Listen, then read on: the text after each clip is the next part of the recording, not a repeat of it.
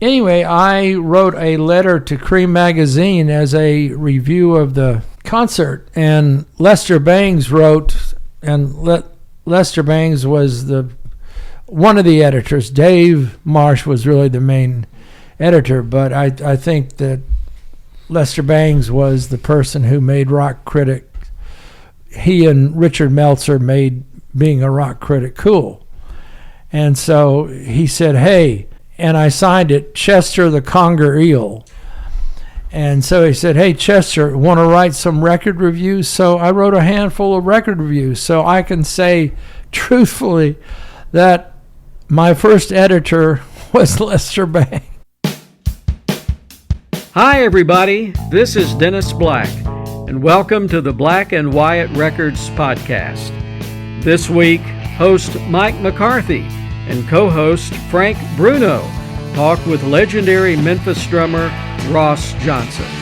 Ross shares stories about his life and career working with Alex Chilton, Tav Falco, the Panther Burns, Jeffrey Evans, Cordell Jackson, the Cramps, the New York Dolls, Lester Bangs, and much, much more.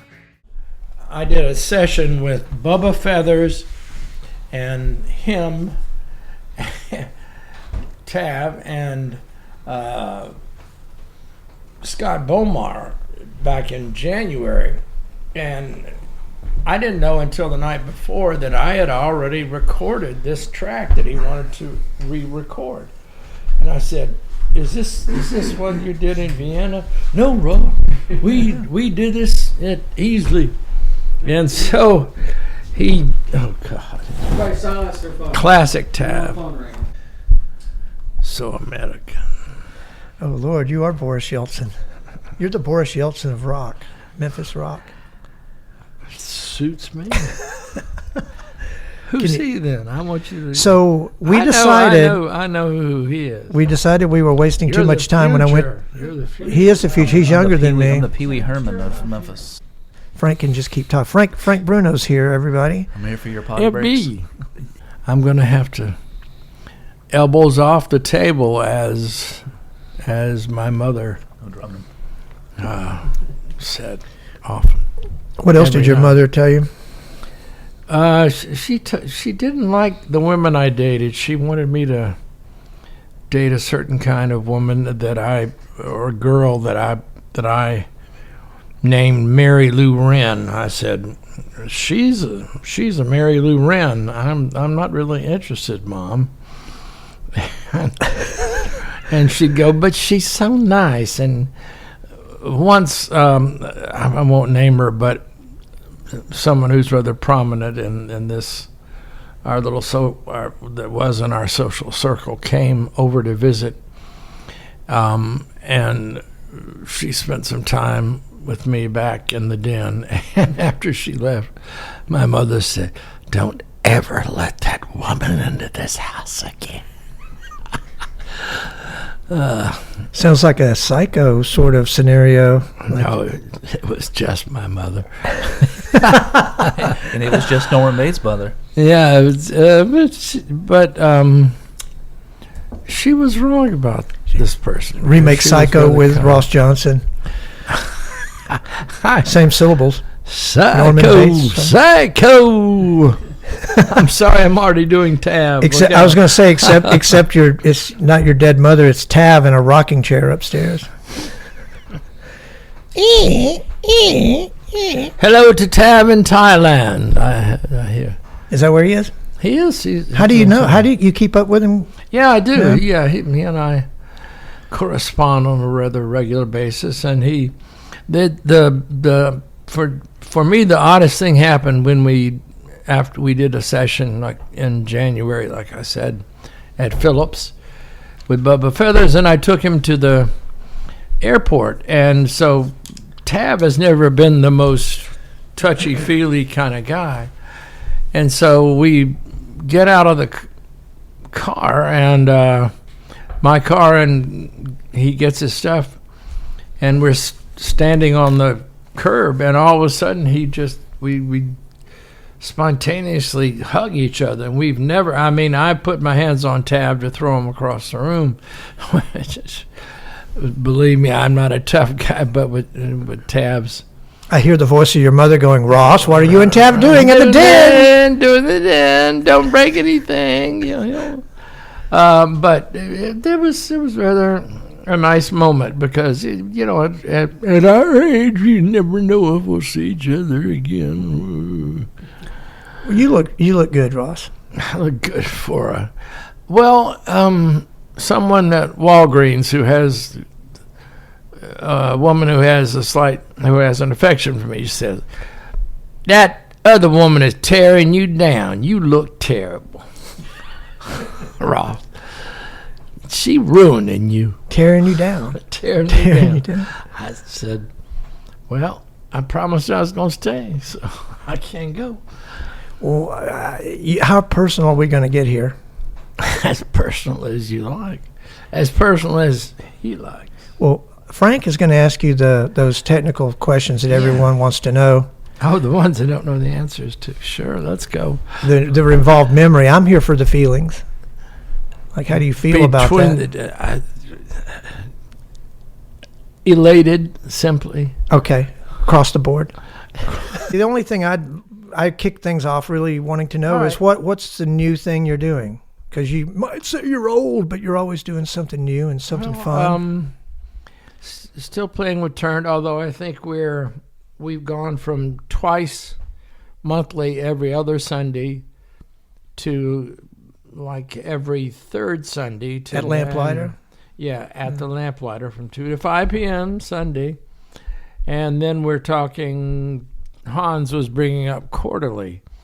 And so I had a really good time with Jeff Evans playing at Gonerfest with Richard James and another black and white recording artist, Javi Arcega.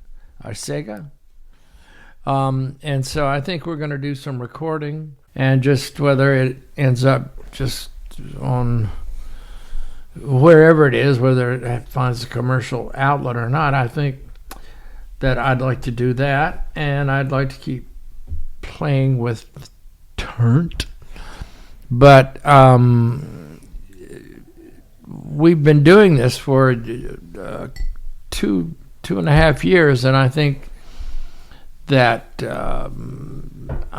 it's as we were talking about back troubles, and I'm having back troubles. Thank goodness that we have two drummers, because now I'm just basically playing percussion, or as I call it, concussion. And but are there any repercussions? Yes, there are. In fact, I sold 3 drum kits recently because I realized I'm never going to carry these things anywhere. But I still have a couple of floor toms, some snares, a couple of cymbals, and so I've always played odd, non-standard kits anyway, and so like a rockabilly type, minimalism, I like, or just what's easiest, or what someone might already have.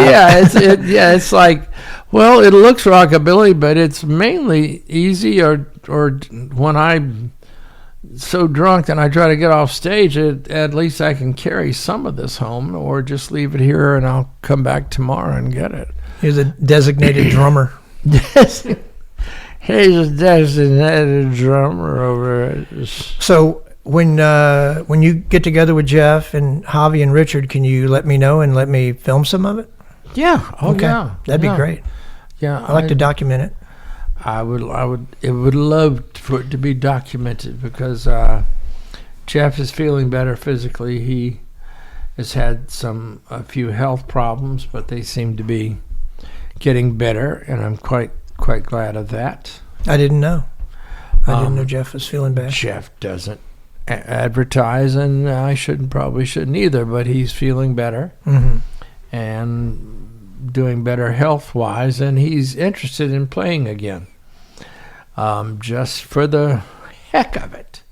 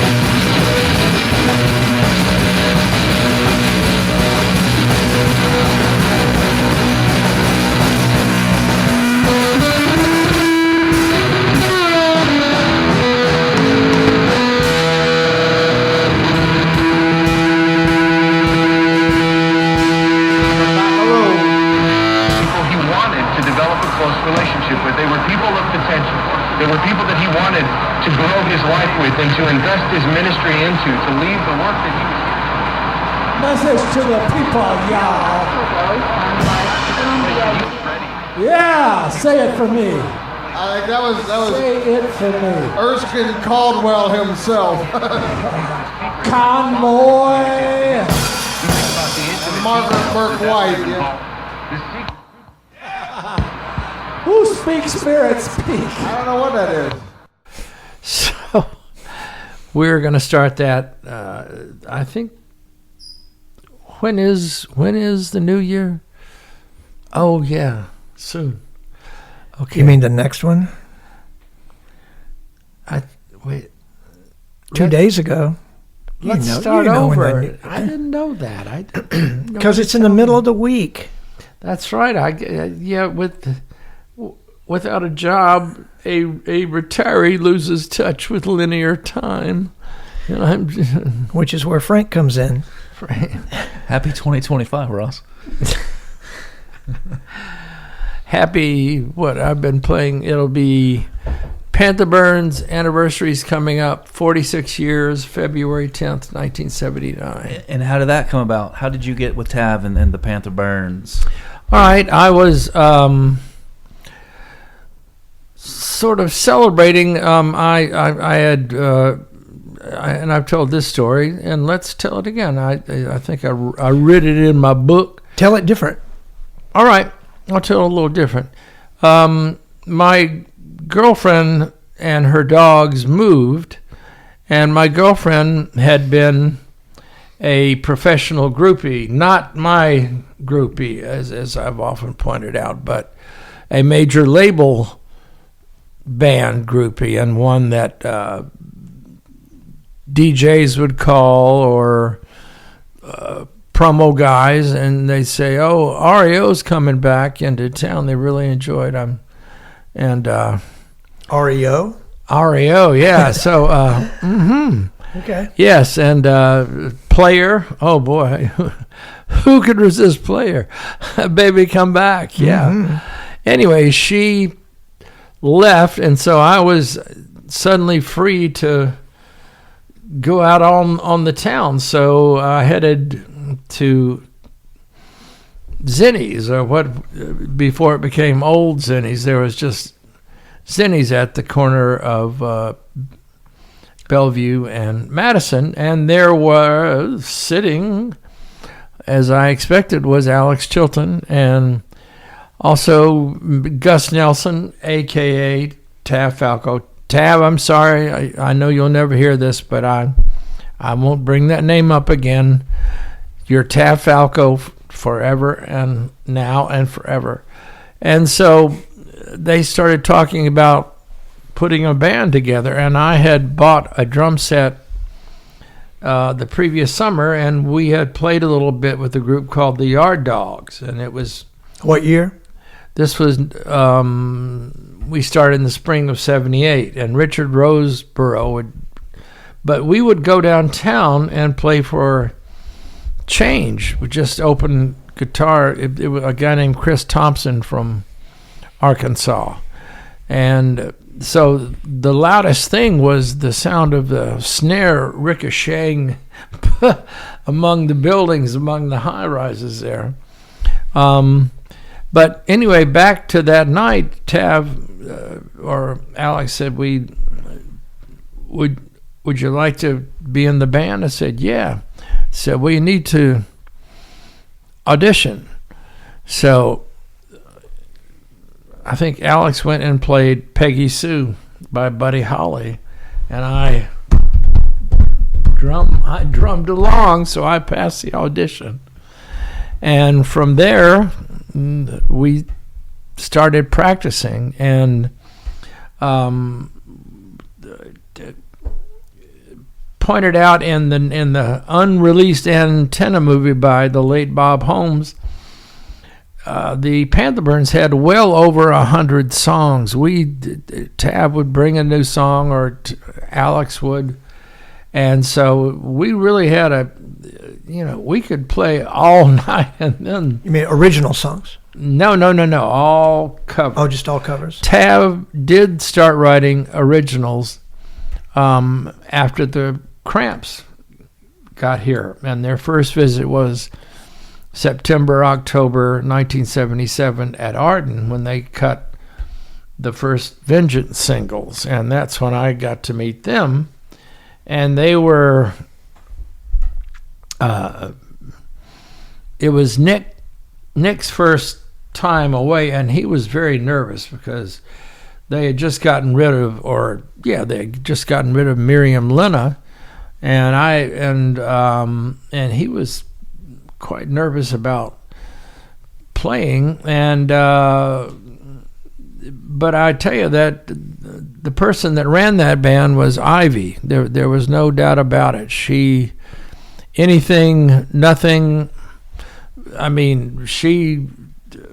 Lux didn't do anything she didn't want him to do. I mean, he wasn't cowering. There was nothing like that. But every take that they did was like a performance. And I was very, very impressed by that energy. And Alex knew how to produce them, how to get results. Lux hated television, who was the biggest thing on the CB. I think all those guys hated side. television. Yeah, they all hated it.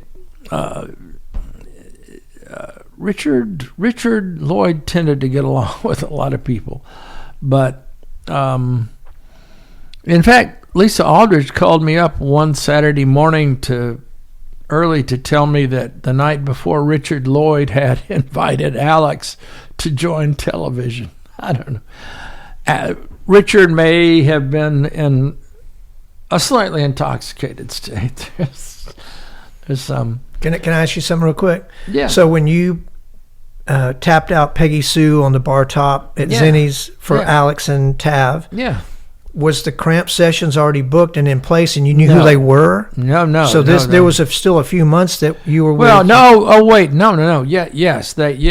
That had already happened. So you knew about the Cramps even before. Oh yeah. Okay. Yeah, I knew about. Yeah, I knew about them. Tav had not met them, and he didn't really until 1979 when they came back to finish songs. The Lord taught us in June and July at Phillips. But if I had a side-by-side comparison of the two records, of the Vengeance singles and the songs the Lord taught us, I wouldn't swear in a Perry Mason court, but I would strongly believe that they used some of the stuff they did at Arden on songs. How do you mean? Lord taught us, because when they were at Arden, they used the drums that were there, which were very high quality drums. But in the late 70s, it was fashionable, or not fashionable, but it was, you always had to take the bottom head off the floor tom and the front head off the bass drum and muffle it. And so not that I'm ever learned how to play drums, but I learned how to tune them pretty well. And so I would say that there are some songs that just sound like that they have the ardent set, but for the songs the Lord taught us, Nick brought his Ludwig kit, which was beautiful, beautiful kit. It was oversized, and it had all the heads. And I had cut at there before, and they always made me sit in the drum closet, which was a plywood box with a glass, which I just hated. But Nick was in the room next to Lux, and so it was like a performance. I do remember one time Brian was and I guess I can do a little bit of Brian. He says, "I think my guitar is out of tune. Will somebody please tune my guitar? Ivy, will you tune my guitar? Alex, will you tune my guitar?" And they said, no, it's fine, it's perfect. And he had an Ibanez Flying V copy that he had put polka dots all over. And I always, and here I've gotten in trouble on the Cramps fan pages, but I always thought that they sounded better when they had two guitars and drums and Lux. When I just never thought that they sounded the same, even though Lux and Ivy were great performers and put on great live shows until the end. But I just never saw the need for a bass. But again, I wasn't a member of the Cramps. So you're suggesting that the Gravest Hits recordings, there were extra recordings that they brought the tapes back in to select, or to Sam Phillips, that were pre-recorded with the drums that were at Arden. That's my opinion, but I would have to go home tonight and say play this and play, and go, oh, well, all right. I've never listened to it in that way. Because drum tuning really mattered, or still matters to me, and drum sound. Can you recall which songs you might be referring to? Not at hand. Does anybody have a copy of Dennis? You got a songs somewhere? Just in alphabetical order. I mean, that's really not well, that's interesting. That's a big issue. But for me, those were just great sessions, and everybody was very different, very friendly. And Ivy scared me. We played, I think, early July 1979. I was finishing my master's. Oh, yes, education mattered. And I came down from Nashville, and on the bus, and anyway, we played the Orpheum, and there were maybe 100 people there. But Lux had a great time, and Ivy had a great time. And at the end of the evening, Ivy came up behind me and hugged me, and I almost jumped out of my skin. I was not prepared to be hugged by Ivy, because Ivy it was hard to look her in the eyes. She was a very powerful presence. And what was your role in all that? I was sort of the flunky. I would go get amps that were amps to rent. Dickinson would call Bob Fisher at Bob Fisher's Music Town and go pick up a PV amp. I know I shouldn't say that they used a PV amp on a Cramps album, but they indeed did use a PV amp.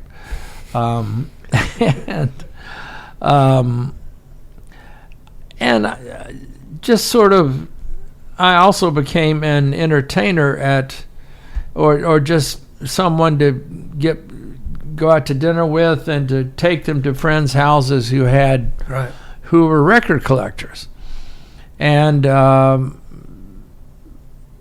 I can recall one night or one afternoon we were at my late friend Gary Still's house, and he put on a song that they'd never heard before. Goo Goo Muck? Goo Goo Muck. Yeah. And it was on Bad Bob's Oldies Volume 7. And they said, play that again. Play that again. Play that again. And so that's where they heard it. And I couldn't believe that they had never heard Goo Goo Muck, but it really became it is their song. So you sat in the living room with them while they played it over and over and over again? Yes, I may have had a few refreshments at that. Yeah. At that. But I mean, point, in your mind, were you thinking they're going to cover this? They're figuring out how to play it while they're listening to it over and over again. That was not far from what was left of my brain. Yes, or what was going on in my with brain. your Nashville master's degree. Yeah. In fact, I've got it in the car if you'd care. I'll sell it for $25. At what point did you realize you were getting your real education in the living room? Well, I really didn't need any. They really were the best rock and roll band in the world at that time. Mm-hmm. And sorry to get emotional, but they were just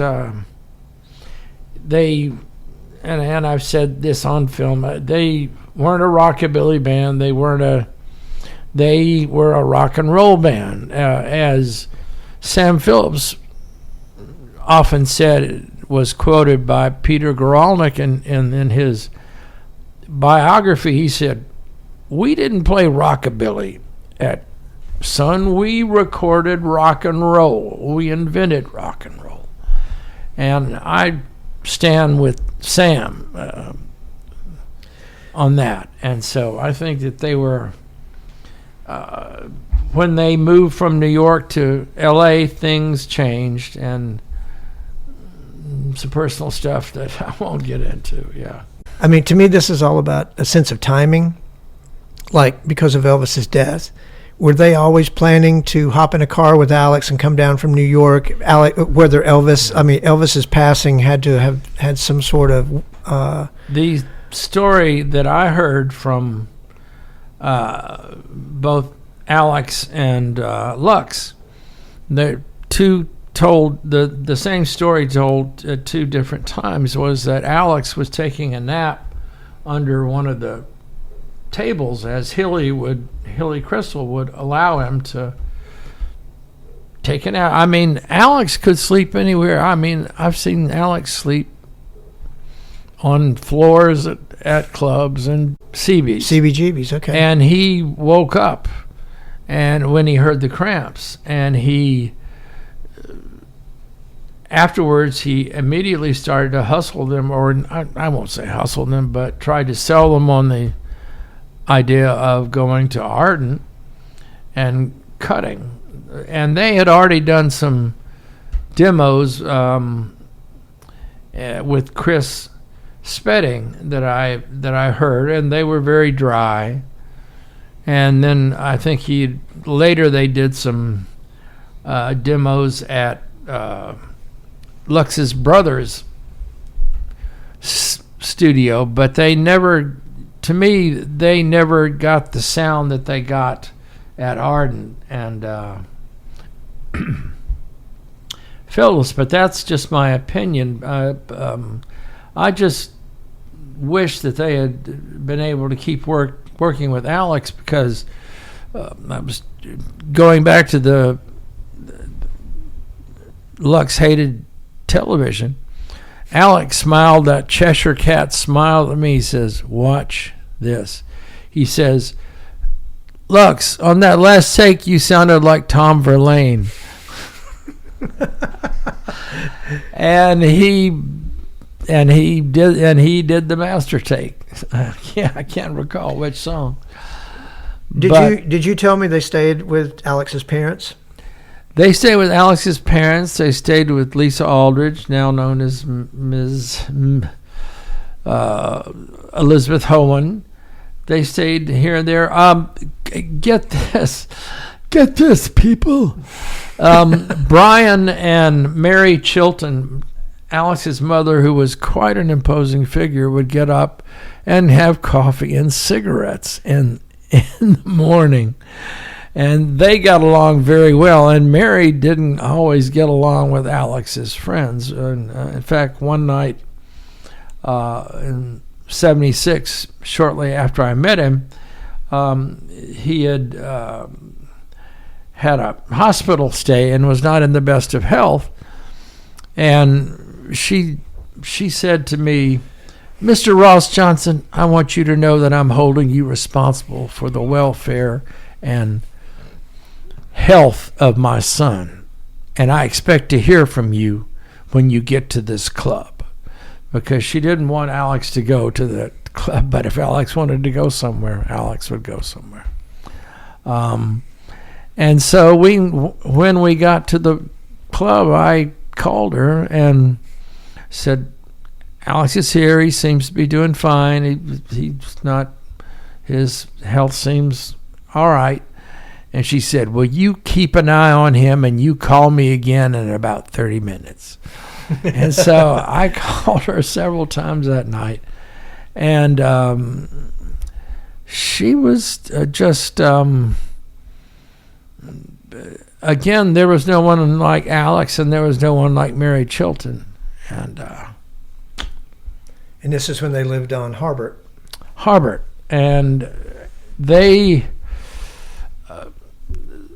lived in Sherwood Forest for a time when his older brother Reed was still alive, and Reed fell out of one of the trees in the backyard and apparently did some damage to his, which was not treated or diagnosed, and he was in the bathtub, and Alex was 7 years old and Reed drowned in the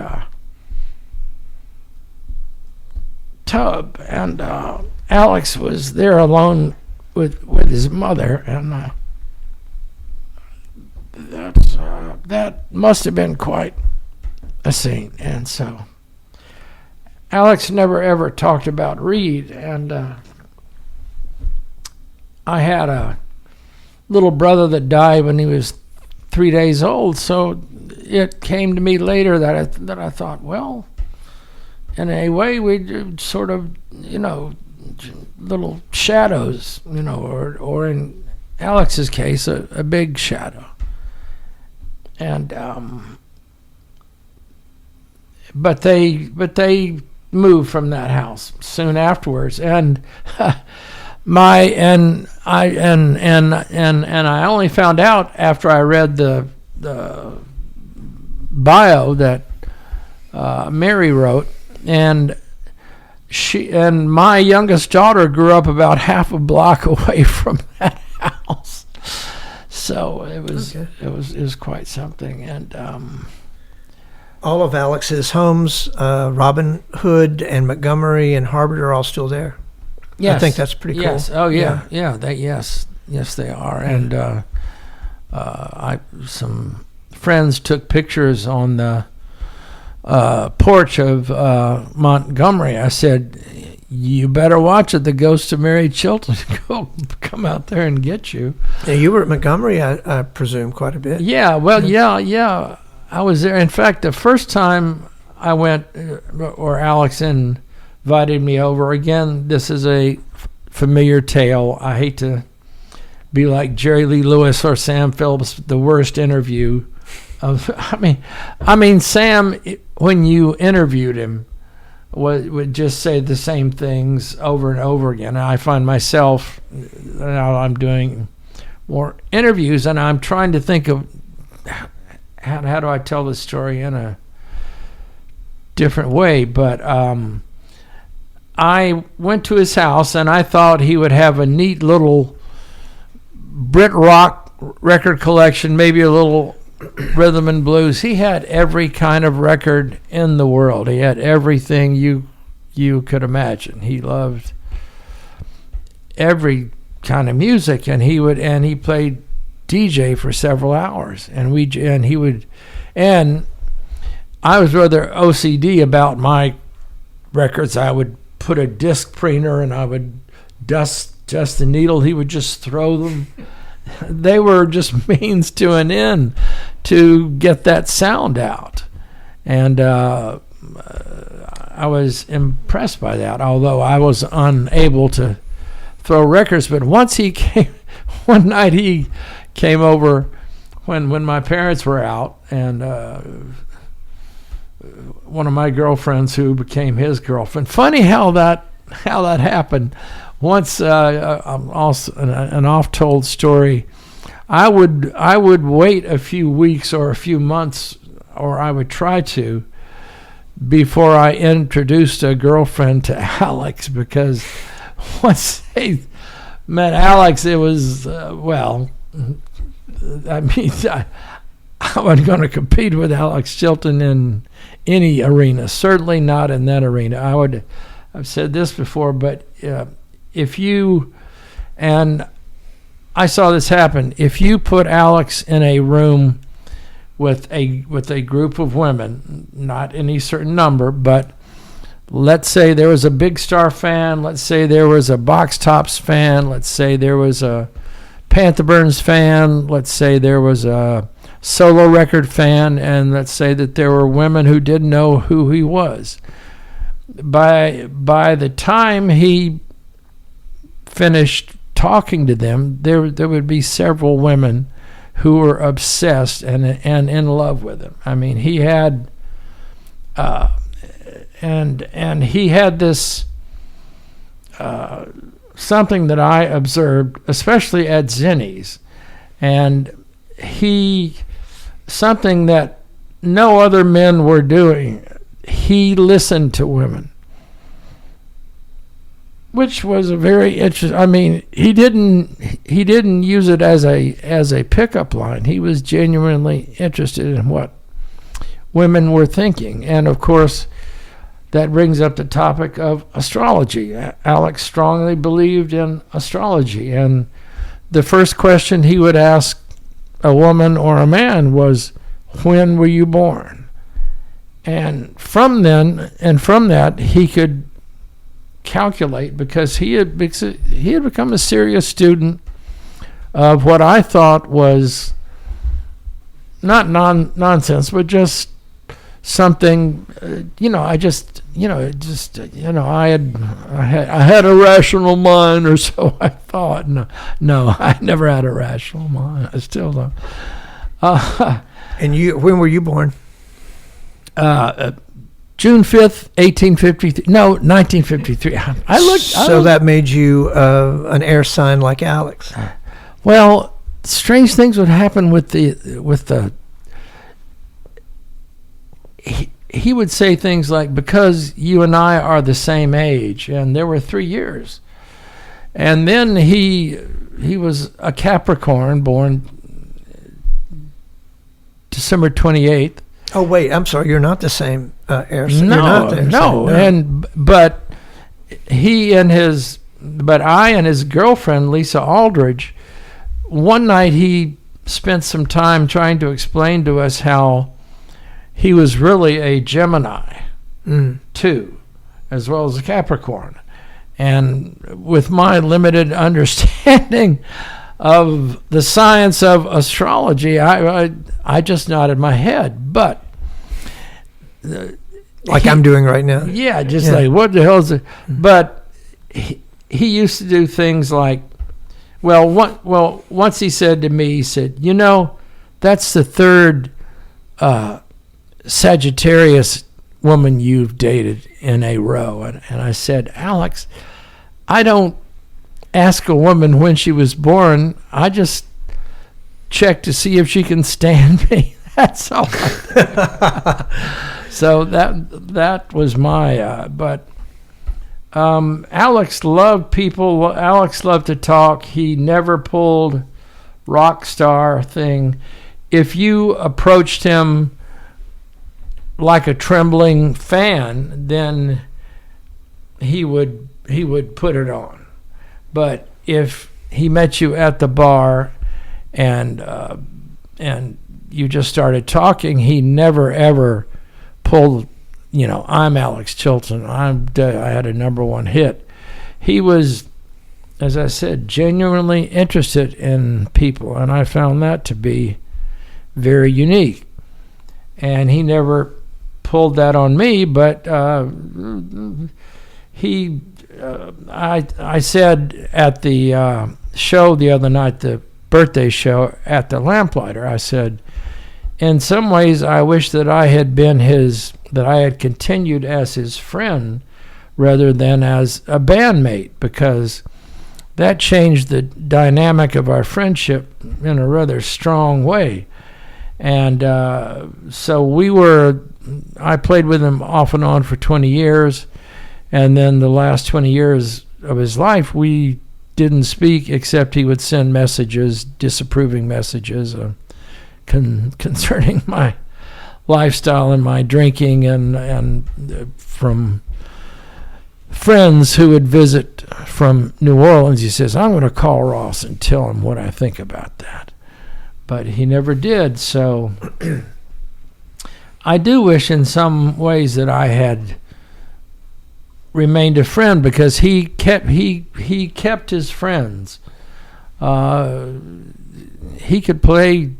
He could always find someone else to play guitar, drums, organ, or anything. And but he purposely sought out non-musicians, and perhaps this was influenced by his year in Manhattan when he played. He left in February of 77 and returned in December of 77.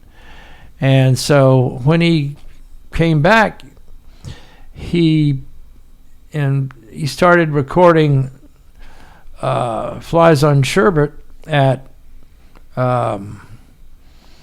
Sam Phillips in February of 78. And again, a story that I told, he said, I think you could do a spoken word thing. And I really didn't have the nerve, even with a blood alcohol content that would knock a rhino over. But I had a friend that I had made a commitment to, and she, at that point in time, wet T-shirt contests were very popular in town. And she said, will you come with me to this sort of grand prize thing? And so she had this winning maneuver where she would pull up her T-shirt. So I stayed for that, and then we went to the end of the show. To the end of the session, and Gail Clifton took a picture of us. There's a picture of us somewhere. So that's when Like Flies on, some people call it Like Flies on Harbert. Some wags, not myself. Can you tell that story real quick? Well, my late friend Bobby McClellan, who we also ended up, we were frenemies more than friends, longer than friends. He and Alex did not get along, but he would often have Bobby come up and sing a Johnny Cash song at a Panther Burns show. But Bobby would make fun of Alex, and as no one else would verbally take Alex on. But Bobby was not afraid of him. I was terribly. I mean, if Alex was alive, I would never say any. I would never go near a microphone about him. Although I did for the film a few months prior to his death. Alex liked people and was not a recluse. You could usually find him out in the bars, and you could find him at Zinni's or at Huey's or at Trader Dick's, and you really didn't have to look far if you were looking for Alex, because he liked people, and yes, he liked alcohol at the time. And Alex and I were the big drinkers in the Panther Burns. And I think that may have... I can remember the first time that he fired me. We had done 2 versions of the first album for Rough Trade. The first one we did at Sam Phillips with Stan Kessler, and we were told by Jeff Travis of Rough Trade Records that it was too musical. So then we did one live at the Antenna with me, just a snare drum, floor tom, and a crash cymbal, and it was too raw. And so then I was fired for a whole month when they recorded the Behind the Magnolia Curtain record. And I've always said, I've said it in print, but Alex's drumming makes that record so much. But I mean, I had my standard rockabilly licks, and I think it's a much better record because I'm not on it. I really do. When did you start playing drums? What got you into drums? Who were you hanging out with? Well, you said you'd bought some when Panther Burns. Said you'd been playing before that, or was that your first? Well, no, my first choice for an instrument was the acoustic, was the guitar, because like millions of other preteens and teens, I saw the Beatles on their first appearance on Ed Sullivan, and it was over at I was with my parents, and we were at one of their friends' houses, and they had a deaf daughter named Daphne, but she had seen pictures of the Beatles and was excited, and we turned it up, and she put her hand against the speaker, and she shrieked. I mean, she didn't hear a note, but she felt it. And so I started taking guitar lessons from a gentleman named Mr. Raffay, and I was less than attentive. And after a few months, he said, "Ross, I don't see any reason for you to keep coming back. You have absolutely zero musical talent." And I was actually relieved. I didn't start crying or anything. I was, oh, thank God I don't have to come here anymore. So I didn't start. So when I was about 16, I started banging on pots and pans for some reason with spoons and things. And my parents and my mother got me a snare drum. And then I bought the first drum set in summer of '78, and I learned the rock and roll beat: 1 on the bass drum, 2 on the snare, 3 on the bass drum, 4 on the snare. With that beat, I was able to put together skill to join the Panther Burns, and because we really did sound like people would walk in and just walk out, or people would just fall on the floor laughing, or they would scream at us. Or once we were going to play what was that blues club down on Front. Anyway, it was a tourist joint, and they had tourist buses that would come by, and so they said we could have anything we wanted to drink or eat before we played. So I ordered 2 or 3 cheese plates and as much beer as I could drink, and I knew that they were going to throw us off the stage. So that's why I did. I said, I'm going to get a free meal and free drinks tonight. and as soon as we started playing, we walked every tourist out of there. And the owner said, stop playing, please, God Almighty, stop playing. And we could clear a house in 30 seconds. Was this before or after the Marge Thrasher? Oh, God, the Marge Thrasher show. We made her so angry. What happened was that it was a bait and switch, because it was supposed to be a demonstration. At that point, the rather new science or the new technology of videotape, how that could be demonstrated. And so Randall Lyon, well known if you've come, if say you knew Randall during that time, or if you read It Came to Memphis. Anyway, Randall told Marge that there was going to be an orchestra to help demonstrate this amazing new technology, and Marge was not ready for us, and of course you can see the on internet, and I think that's Tav's finest hour. I'm so proud of him. Yeah, he held his own.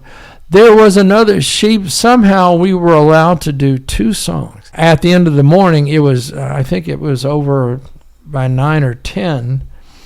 And Rick Ivy, the late Rick Ivy, who also joined the Panther Burns as a trumpet player, had one of the early VHS machines, and he had taped it, and so we wanted to see it.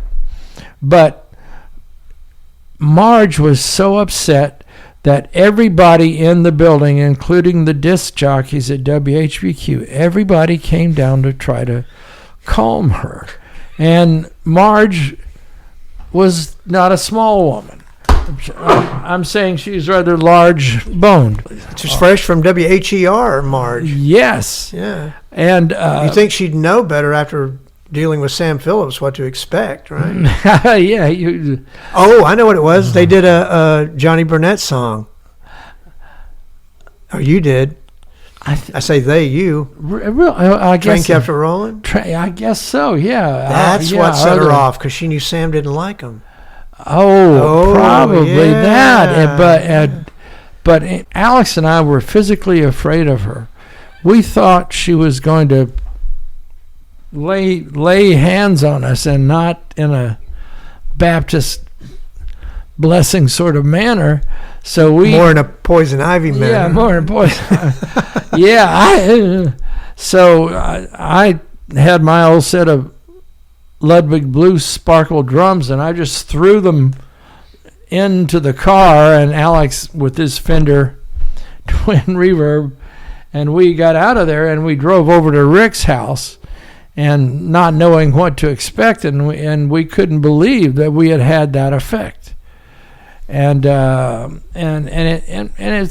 it still truly is his finest rhetorical hour, and I'm very, very proud of that day and how much we upset her.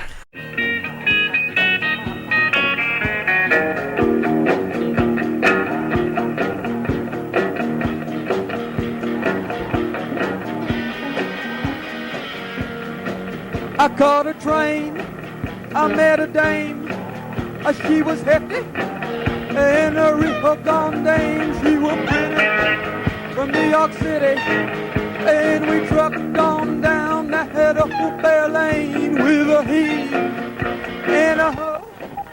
Well, I just couldn't let her go. I get along, sweet little woman, get along, and be on your way, get along. Sweet little woman, get along, and be on your way, with a heave and a hoe. Well, I just couldn't let her go. Well, the train kept a-rolling, well, all night long. Train kept a-moving, well, all night long. Train kept a-rolling, well, all night long. Train kept a-moving, well, all night long. With a heave and a ho, well, I just couldn't let her go. Ow!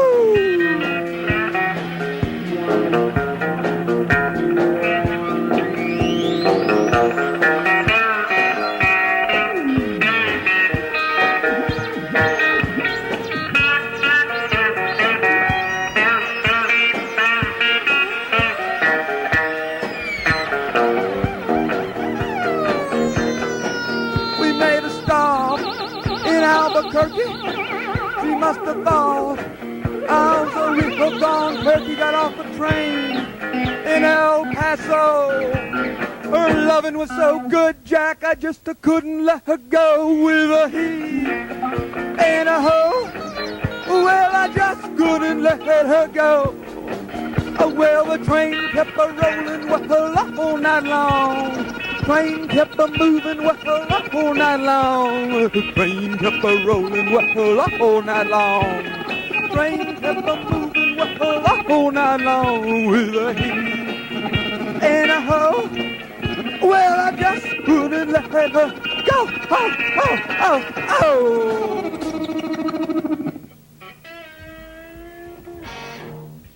This is anti-music, is that right? This is an anti-musical environment. We'd like to do, the Panther Burns would like to do one more tune. Wait a minute. That may be the worst sound I've ever heard come out on television. The loveliest pictures. Thank you very much. That's what you want, though, I'm assuming. Well, the best of the worst is what we're after. But wait a minute, let me get all this back. Are you all also part of the federal grant of money? No, we're simply an orchestra to accompany this image feed, as if, you know, you have a soundtrack and then you have a picture track. And in this case, it's a live situation. So we are the live orchestra to accompany the imagery. And we're not under any support. Well, if I had realized that, I'm not sure I would have wanted you to have represented the King and Queen of Cotton Carnival in Memphis. That would not have been my selection of music. Well, I thought it was Gustavo, what kind of feel are you in? Because you were so big on telling me that you're anti-music. And, I mean, I don't understand. Well, I don't think anyone else is playing music like this in Memphis or maybe anywhere else in the world. And so, I don't think they are either. In that case, we're doing something quite different, you see. We're doing something like that is not part of the establishment, that is not part of our everyday environment. We have to create an anti-environment to make more visible real musicians, people, you know, who are early Memphis performers. People but why who do are you still have to be performing anti to do it? Because it's all invisible to us. We can't see what's around us. There are blues people here who don't really have exposure. There are rockabilly artists in Memphis who don't have any exposure. We don't know they exist here. They're part of our environment. We see them every day, but yet they're invisible to us. We take them for granted. So it takes a group like us who can create contrast and create focus. Do people pay you to play this? Occasionally. But we're not in it for the money. You know, we're into it for something else.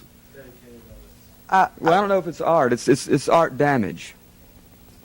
It's just art You're really damage. very bitter, aren't you? I'm not bitter about anything. I get exhilarated by this kind of music. Highly exhilarated. And so if you have an outlet, then that brings the exhilaration to the forefront. It brings it to a peak, yes. Do you think there's a market for your kind of music? I mean, I'm you not hope sure. to make... We're exploring markets, but I'm not that concerned about the marketplace.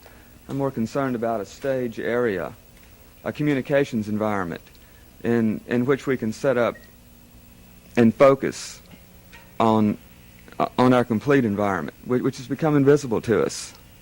So we need other forms of music to be able to see what's genuine, what's authentic in our musical environment. Why don't you introduce the band members to us?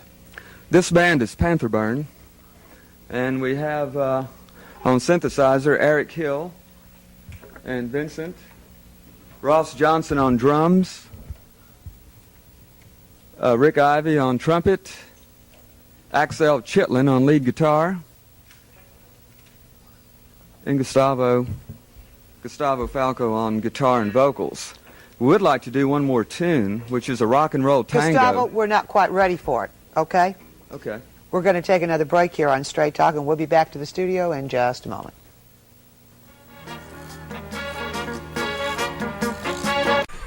And you and Alex were remarkably quiet in the footage. What was Alex's comments immediately after? Man, I thought she was going to beat our ass.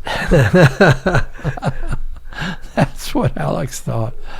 You kind of had that Charlie Watts look on your face, like I did care, but we were used to playing terribly loud. Yeah. So we played terribly quiet. But even then, it was horribly offensive to Mark. She said, I remember her saying, that may be the worst sound I've ever heard on television. And I imagine it was. The Cramps, obviously, in listening to Southern music, rockabilly music, and the Cramps came up with their style, and then Alex then sees this style happen at CBGB's and Max's and all that. It's kind of a wonderful loop. It's almost like Britain hearing Elvis, and and then it comes back to Memphis as the Panther Burns. He convinced them that he could get free time, and I'm pretty sure he got free time, although they did have a manager then, a guy named Scott Peering, who was a professional music manager, and he used to tell me things like, Ross, I just date models and do a lot of coke. I said, I believe it. Why didn't the Cramps go back to Ardent instead of diverting over to Sam Phillips for their second run? I don't know, because I was in grad school. I don't know. It could have had something to do with Richard Roseborough engineering at both studios, or I think Alex liked the sound that he had started to get with Like Flies on Sherbert. And the last session for Like Flies was cut August 16th, 1979, 2 years after the King departed this world. And I thought that was meaningful. And Jim Dickinson was the producer, but Jim was having some ulcer problems and couldn't make it that day. So it was John Hampton and Alex and myself. And Alex was delighted because he got to produce and do anything he wanted. We played about 8 or 9 songs, and 3 songs that I played on were on the original Peabody pressing, including Baron of Love, which started the record with me. He thought I could spoken word thing. Now, I was not a fan of THC in those days. I prided myself on being a pure alcoholic. Maybe a pill now and then. Wonder what. But anyway, Alex said, "Come on and smoke this," and so come on and smoke this. Yeah, come on and smoke. So that's all. So I did, and first we tried a version of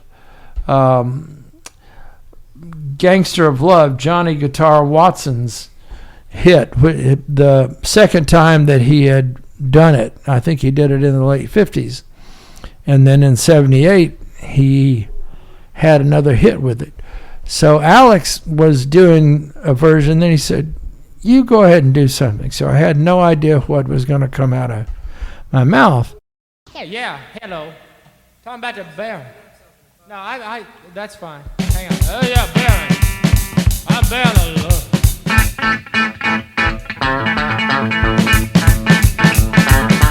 Talking about that Baron of Love, people. Cloven Hook. Biggest yarn. Cause they been love. Ain't we all, honey? I wanna love you, Baron does too. Baron will be here in a minute, but wait on it. You know, the Baron says you can have him if you can grab him, baby. I've always subscribed to that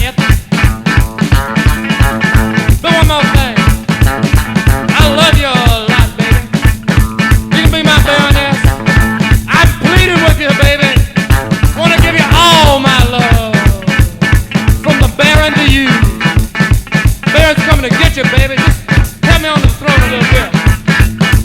Oh, feel the Baron's love. Oh, mama.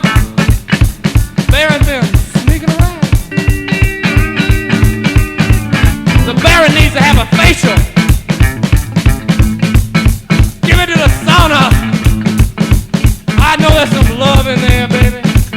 Been hiding all night. Put me in there with you. Close the door. Feel the Baron's love vibration. Baron's kidding a minute ago. Baron's gonna get serious with you now. Baron has enough burning love. From 2 years ago it dated. It was a cold August morning. A man woke up, went to the room. His girl was waiting for him in the bedroom. He never come out.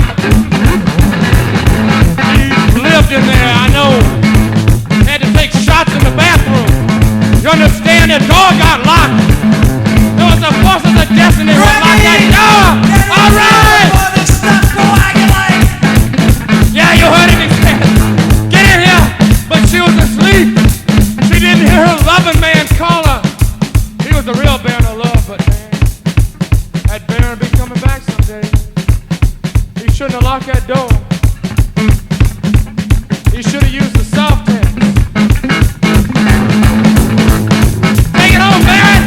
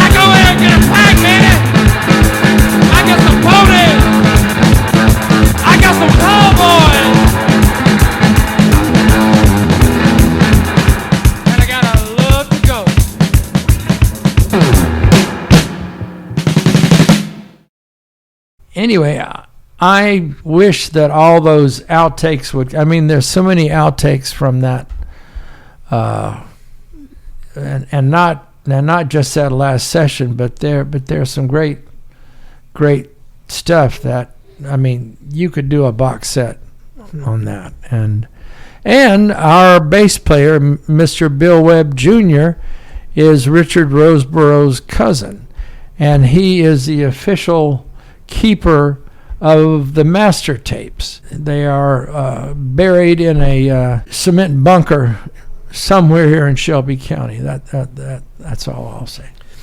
Hey, real quick, finish the McClellan story about Sherbert. We would go over to Sherbert in the afternoons, and Alex would usually be asleep.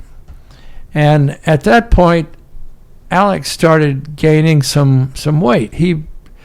He started to like Tostitos, which were new on the market. Or Doritos? No, the Tostitos were his favorite. I never saw him touch a bag of Doritos. Okay. But anyway, there would be a trail sort of leading up to Alex's room, and so anyway, if it was a single bag night, Bobby would say it was a single bagger. If there were two bags, I said, he'd go, it was a two bagger. And and so then we'd wake Alec up, and then we usually bought drinks for Alex. Right. McClellan had a different take on instead of flies on Sherbert. Yeah, he called it like flies on Harbor. And Bobby, in fact, most of my, I would say a good large portion of my, if you can call it humor or sayings, come from Bobby. Brilliant mind, worked in a potato chip bag factory most of his adult life until he started taking care of his mother when she came down with Alzheimer's. And like I said, we were frenemies for years, and then he would get in touch and say, hey, let's do something. And I remember we went to Nashville twice and saw the Zombies, and Alex was a Colin Blunstone, I don't know how you say that, Blunstone fan. Anyway, we were seated at one of these concerts, very close to the stage, just like from here to that, just about 15 feet away. And Colin was singing, and he was about 5 feet away from the microphone, and you could hear his voice where we were sitting. You could hear, his voice was beautiful, exquisite. And Alex was a little not obsessed, but he was very interested in Colin. He would say, yeah, American DJs couldn't handle him. They thought he was so gay. They just couldn't handle that accent. But when I saw Colin the last few times, it looked like he'd been working out. He didn't look delicate anymore. And he said, hello, like that. He didn't. I gave them a tour at Sun. Colin and Rod. Oh gosh. And Rod's son. They breezed in. I don't know where they. Maybe cool. Some reunion show of some sort around 2004 or 5. I don't. It was just odd, and I was the one there to give them a solo tour. It was really cool. Yeah, they really were. As I recall, Rod and Colin were known to be nice, decent people, but I was so impressed with Colin's voice, and I could understand. And Alex was always playing that first Zombies album over and over again, and there were certain favorites. Also, we used to do sound check for Panther Burns.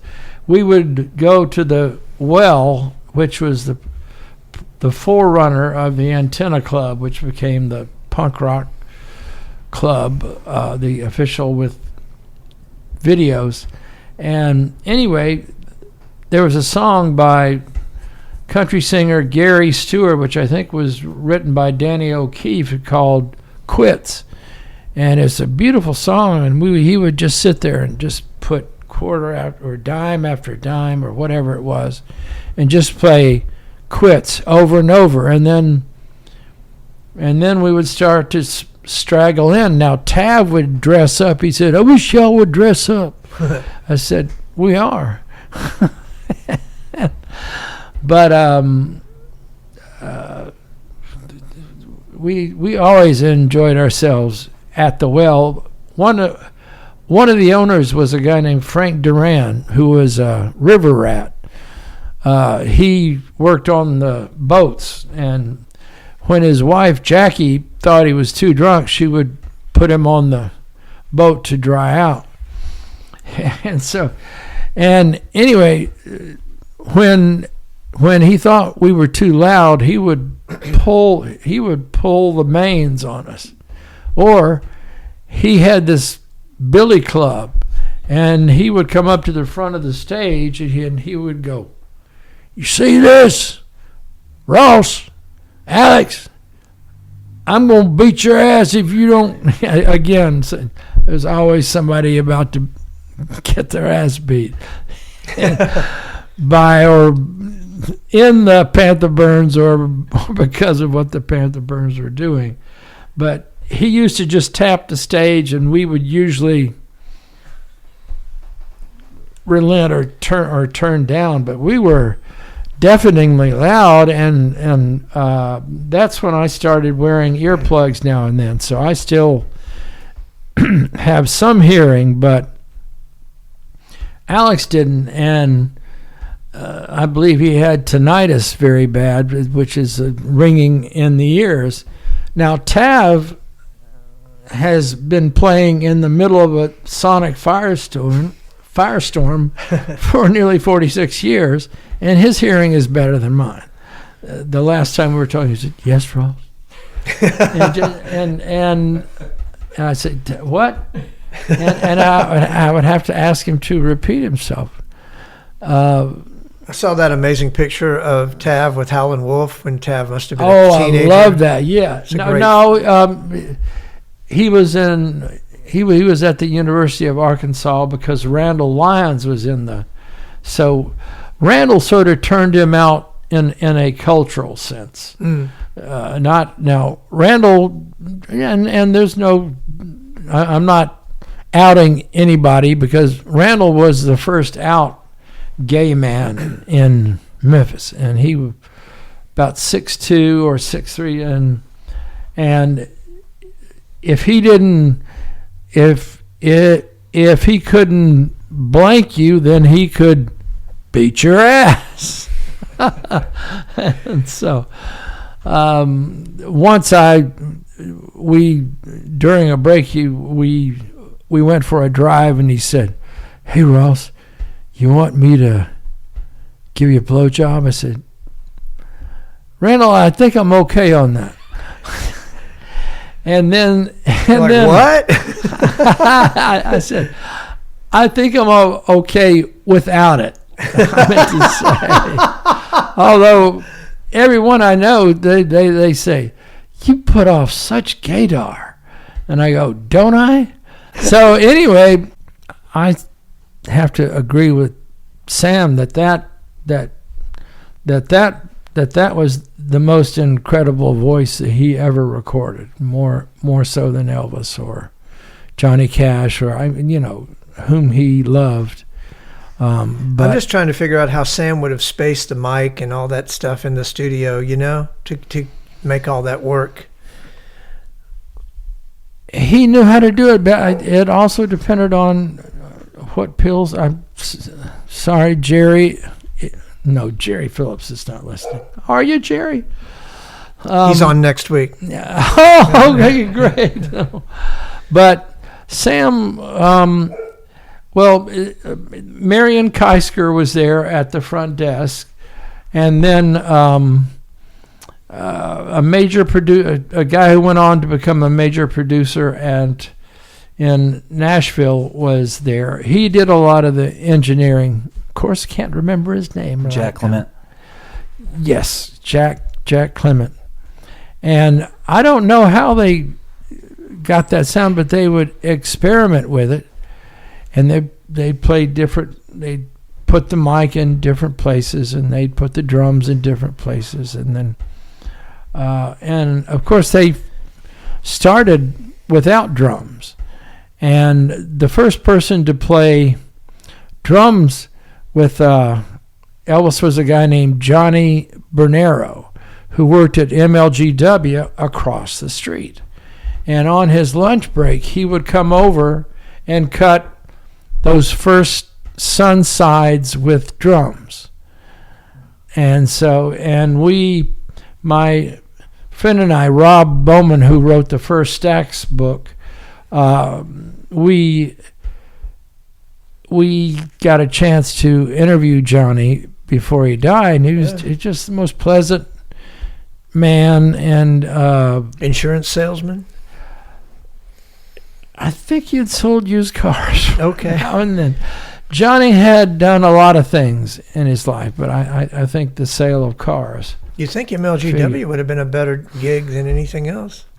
Well, I think so, but perhaps he might have gotten a pension and decided to keep working. True. I'm thinking of Colin Escott's book where his wife said, "You're going to sell insurance. You're not going to be a drummer." Y'all keep talking about Sun Records and Sam Phillips and all this stuff, but a lot of the songs that Panther Burns and Alex Flies and Cramps covered were recorded by Cordell Jackson, Moon Records. Oh, yes. Cordell Jackson. There's like, what, 2 Cordell covers on Like Flies? Yeah, there were...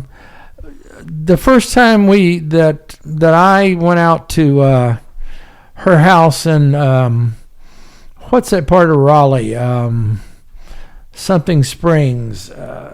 She was out there somewhere. Right there. And anyway, her house was very interesting. I mean, it was like a Twilight Zone version of a 1950s house. It was just very interesting.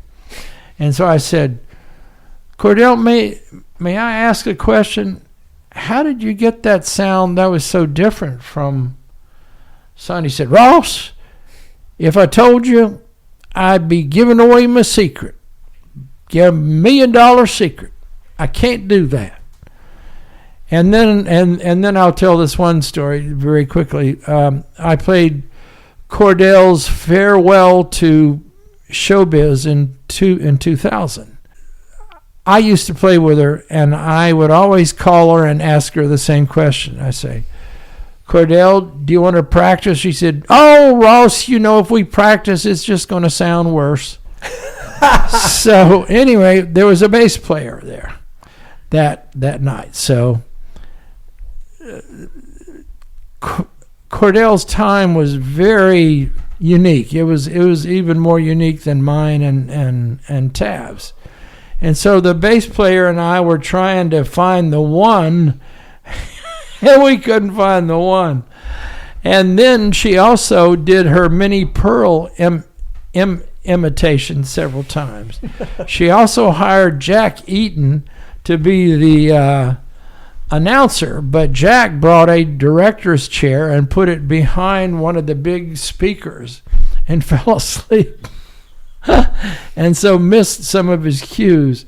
And at one point she saw that she said, well, you can have some beer tickets, Ross. So I went, he's got as many as I could. She said, oh, no, I don't think they had invented it yet. It was Bud Yuck, whatever it was.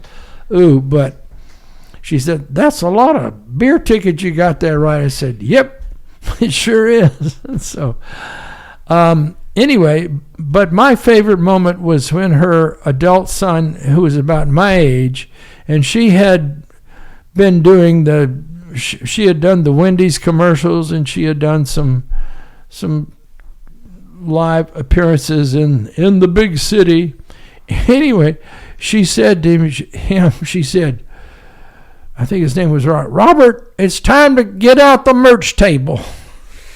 I almost fell to the floor. I thought, oh my God, merch table. I was very honored to play with her. There is a tape of her and Miriam Lena, the Cramps' first or second drummer, and somehow Miriam was able to keep time with her. I don't know how she did it. I mean, if you just look it up, Miriam Lena, Cordell Jackson, and it's just amazing because I think that's what you and Jeff Evans attempt to do. I think Jeff Evans and I attempt to amuse ourselves and punish the audience. I think at one of perhaps one of our first Goner shows at the old High Tone, there was a young woman who said, play some rock and roll. And I said, oh, you should never have said that.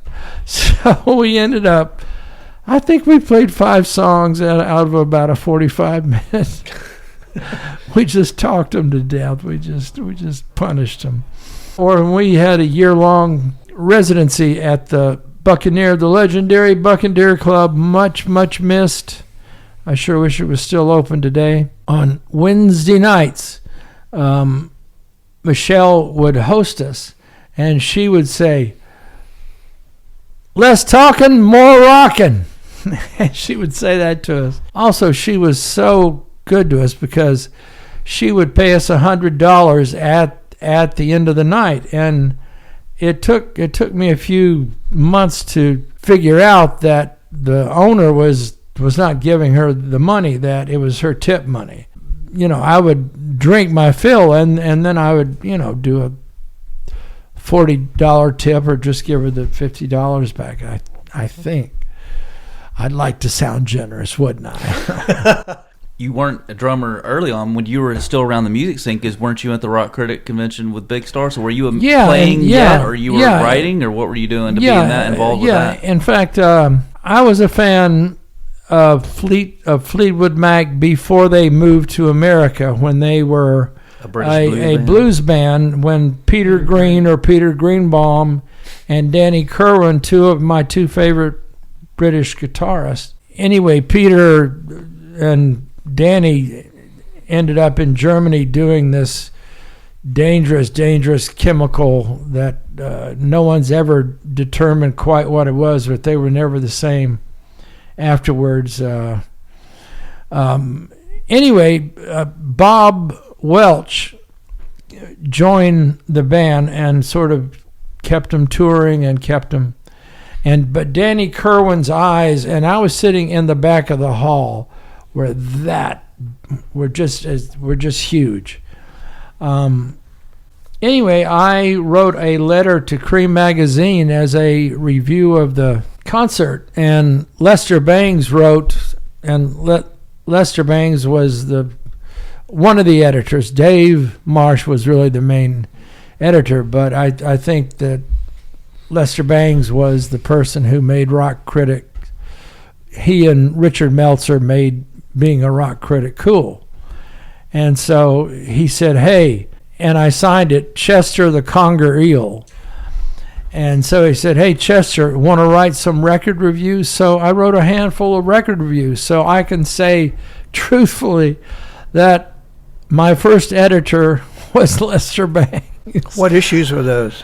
This was September 1972 issue for the letter, and then November 72 for a Kinks live album, and then the band's live album, I think the next December 72. They were less than laudatory. Frank, do you have those?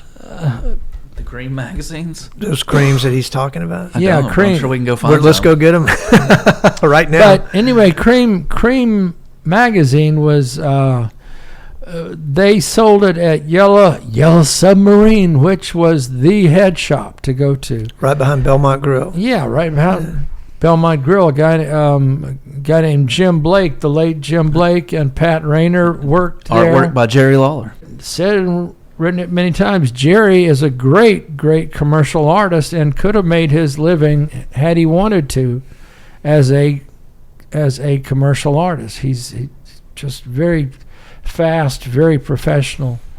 But I was, Cream was so different from the other rock magazines because it was nasty, and it gave bad reviews to big bands, whereas Rolling Stone had started in '67, and it was okay, but by '71 they were interviewing Paul Morrissey, Andy Warhol's director, and I thought, yeah, I'm really interested in Paul Morrissey. Well, I was later, but at the time they just, they covered Iggy and the Stooges, they covered, and they covered, rock and roll bands, and at that time there were no indie labels, and so all these weird bands like Captain Beefheart, Iggy and the Stooges, or the Stooges as they were known on their first 2 Elektra albums, and a lot of other very difficult, very out there bands. They were all on major labels, and so you could get their records. People would go, "You want to buy this piece of shit?" I go, "Yeah, I do." I said, "Well, here it is. We've had it for a year and a half. Go ahead, man. Half price." You know. You saw Iggy in Memphis? I saw Iggy, and I saw Iggy 4 times. I saw Iggy play 3 times. I saw him in St. Louis. He played 2 shows. They had a piano player and a singer-songwriter as the opener, and Iggy did 2 sets. And people started throwing shoes, and the poor guy. He probably needed shoes. Yeah, he probably did it by the time to get the hell out of those flip-flops, you know. Or I think he may have been barefoot when he came probably. in. But anyway, did you ever have any exchanges with Iggy?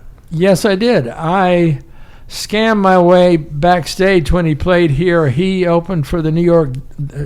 They opened for the New York Dolls in September of '73 at the smaller hall, Ellis Auditorium. And so I went to see Bob Nelson, the concert promoter, who later killed himself under dubious circumstances, I might say, and I won't say who or why. But anyway, I walked into his office, and there was a high school girl I had a crush on. I said, "Stacy," I said, I'm a writer for blah, blah. And she said, "Well, let me see if Bob has a minute to talk to you." So I went back and talked to Bob. He said, "Sure, show up. Here you go. Here's a pass." And so I went back and talked to Iggy, and he was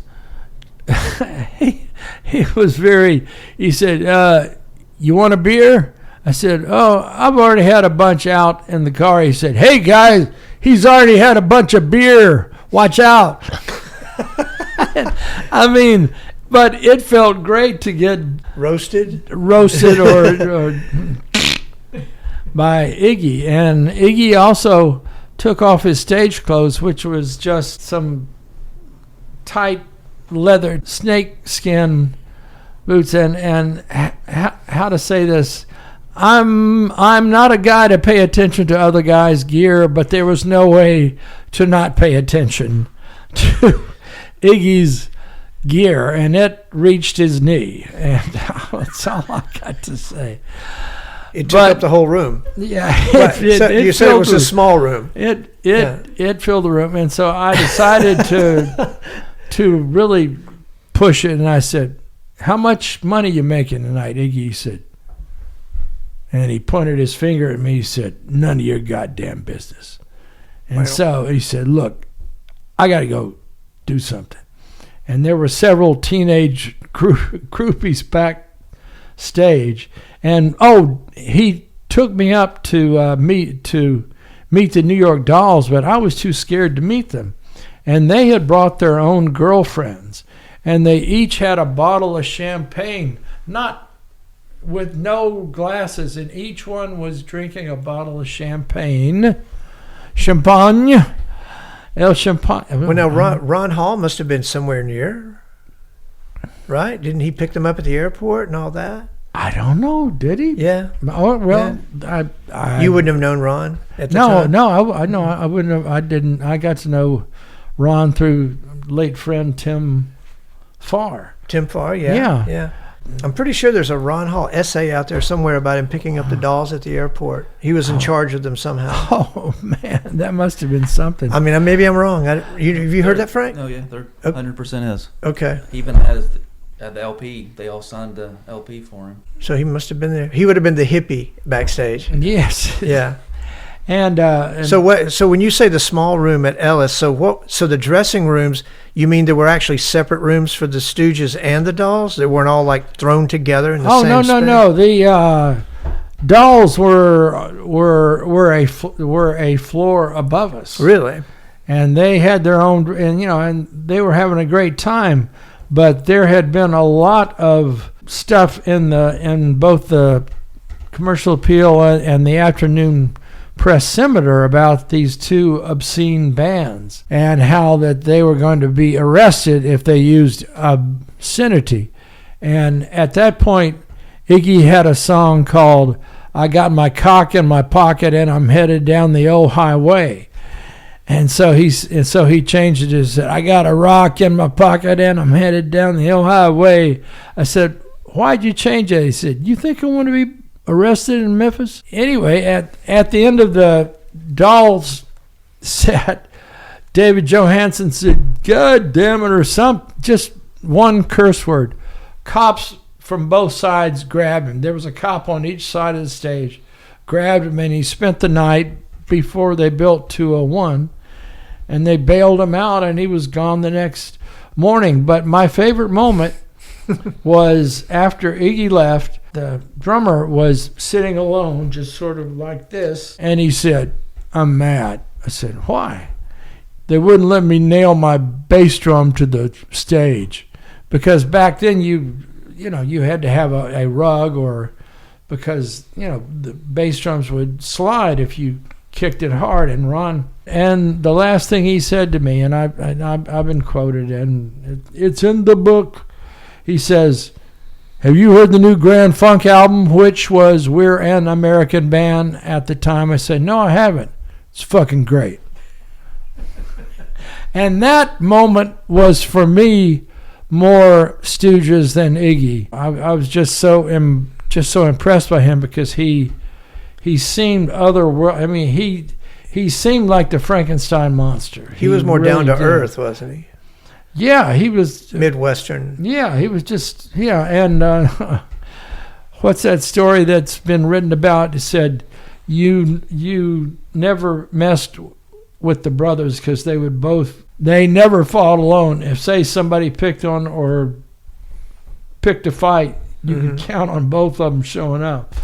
They flew over to England to see The Who, and it was a show that The Who played that was widely written about as being riotous and all that. And I've read in Peter Stanfield's books on The Who. And, maybe I've got it backwards. Peter Stanfield said that it wasn't any show out of the ordinary for The Who, but the way the Ashtons described it, it was like the second coming of the Lord. I mean, the Ashtons... There were a lot of noisy bands. There, of course, was the MC5, and they played with the MC5 a lot at the Grandy Ballroom. And there was also this group which put out quite a few records and sounded as raw and as ugly as the Stooges, Grand Funk Railroad, or a group called The Frost. And they used to play them on FM 100 all the time, and they sounded, talk about unmusical. Boy, they were just bad. I really liked them. But Cream would have hated Grand Funk Railroad. Cream came to like Grand Funk Really? Railroad. Yeah. Not seen as imposters. Not seen as imposters. After We're an American Band got a good review. Mm-hmm. They didn't have an interview with Mark Farner. Not that Mark had a lot to say. I'm sorry. You could interview a golden retriever. I'm sorry. I didn't mean it, Mark. I'm sorry. And you might have gotten more from. I'm sorry. That's really cruel. I like Mark Farner. In fact, I was at the 1970 Sunday Pop Festival when the first ice storm ever that I can recall hit Memphis during the day.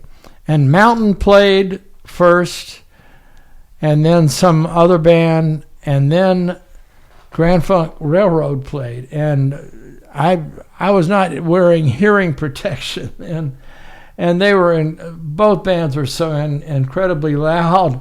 And Minnie Ripperton in Rotary Connection followed them with that sweet voice of hers. That was the most criminal thing in the world. People were just, after Grand Funk. Another band that from that area was Brownsville Station, and they used to play here, and I got to interview them and go backstage, and Cub Coda was a very friendly guy. People would be sitting smoking joints at the, at some hall or at the Shell, and they said, "Everybody come on down, come on up front, everybody, you, come on," because they wanted to put on a show. I thought Cub Coda gave my drumming a good review on a Panther Burns album. I thought, oh my God, I got a good review from Cub Coda. Did Cream catch on to Panther Burns? I was not a Cream reader by the time it sort of the late 70s. Yeah, I don't even remember them reading fanzines and mostly reading the Sounds, Enemy, and Melody Maker, and also Slash and the New York Rocker. And those 5 rags covered all the bands in LA and New York and London. And so, how could you get your hands on so many? Do you have a subscription to some of those things, or no? There used to be a tobacco shop at Poplar and Mendenhall, run by, what was his name? My father hated him, but had to get his tobacco from him, and he was kind of a coarse guy. Yeah, coarse guy, and he ran he mostly wanted to be in the tobacco store, but sometimes he said, "Are you gonna read that or buy it?" And so I said, "Both." Yeah. I would go in there and buy Psychotronic and it just mags like that. In the 90s, the last great, chance that you had to. Yeah, and he had a son that was very irritated. Oh, it's sad. His son was murdered in college. It's just really awful. Well, let's finish this on a high note. All right. Frank, what's the upbeat question? Well, I don't think you kind of finished the other question. You were talking about Cream and everything. How did you end up at the Rock Rider convention when Big Star played? Well, I didn't know that they were having it, and then I saw a little piece on a Friday afternoon in the Press Scimitar, said Rock Riders Convention in town. And so the next day I went to the Rivermont, where John Tiven and John King had organized everything, and I talked to a guy named Robert Hall who wrote under Robot Hall, and ended up at the Washington Post and also Time Life, and put together all those, rockin' 70s, remember when, anyway, he put together all those.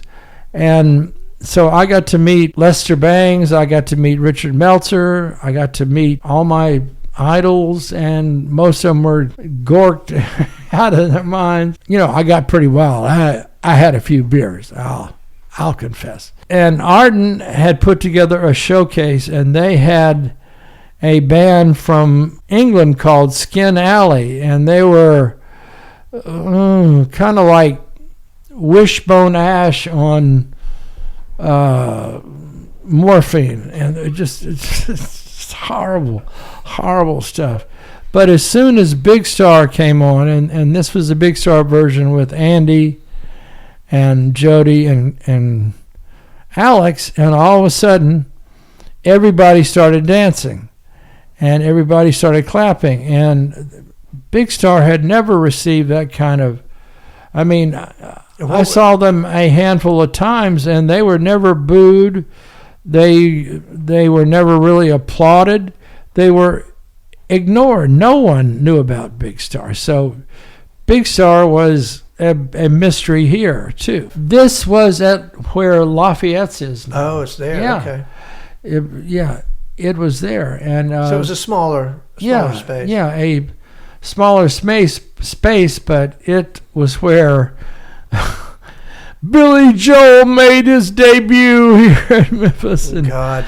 the major labels would do the bottom line, and they would do the showcase shows, and that I can't remember what it was called. Maybe it was called Lafayette. I don't know. So you could actually eat food and drink while you were listening to Billy Joel, whereas if you were watching the Yeah, I'm Stooges, not you sure. would not be able to eat anyway. No, I don't think you could. I really don't know how Your mouth would be open, but you wouldn't be how putting you food could. in it. I don't know how you could eat and listen to Billy Joel. Touche. Yeah. Perhaps we should end on that note. I don't know. Sorry, Billy. Well, love you. Kiss played Lafayette's too. Yeah. Oh God, they were. And Paul Stanley also hates television. All right. The last thing, they had an interview on WMPS, the other AM station, and this was just before the Kiss concert. It was like 6:30, and they started at 8. And anyway, I can remember Gene Simmons saying, "We're different from other bands. We are addicted. We're addicted to success." Which was not the case with Big Star, but as Alex says in the someday to be released David Leonard movie, people have been telling me all my life that I'm wrong. I think I was right, and I think he was right. Well, Ross, thanks for being here. Thanks for allowing me to tell all those lies. Okay.